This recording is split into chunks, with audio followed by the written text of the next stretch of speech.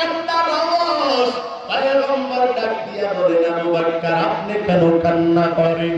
হযরতে আবু বকর চোখের পানি ফেলায়া ফেলায়া কান্না করে। ওরে আবু বকর কেন কান্না করে?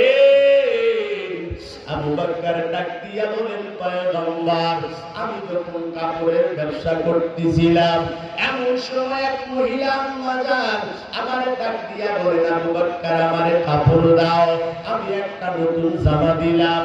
ও পয়গম্বর আবার কয়েকদিন পরে আমার কাছে নিয়ে আসলো।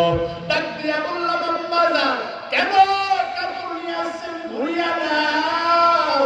ডাক দিয়া বলে, না না ওরে আবু বকর তোমার কাপড় তুমি নাও, বিনিময়ে আমার টাকা তুমি আমারে দিয়া দাও। ডাক দিয়া বললাম, কেন? ডাক দিয়া বলেন, আবু বকর তোমার জামা আমার পছন্দ হয় নাই। আবু বকর জামা নাও, বিনিময়ে টাকা আমারে দিয়া দাও। পয়গম্বর ডাক দিয়া বলেন, তার কি সমস্যা?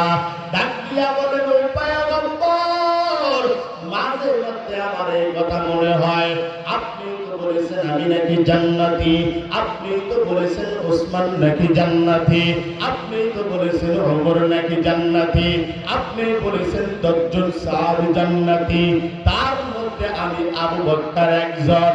ও পয়গম্বর আমার বড্ড ভয়, না জানি কিয়ামতের ময়দানে ওঠার পরে আমার আল্লাহ যদি বলে, আবু বকর দাঁড়াও, আমার জান্নাত আমার ফেরত দাও, আমার জান্নাতের সার্টিফিকেট আমার ফেরত দাও।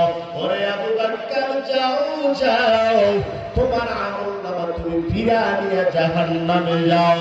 ওরে আল্লাহর গোলাম, অথচ মার তুমি আমার ডাক দিয়া বলে আবু বকরের জান্নাতের আমল। সারাটা জীবন যদি পৃথিবীর মানুষ সারাটা জীবন যদি কিয়ামত পর্যন্ত আমল করে, আবু বকরের এক রাতের আমলের মতো হবে না। অথচ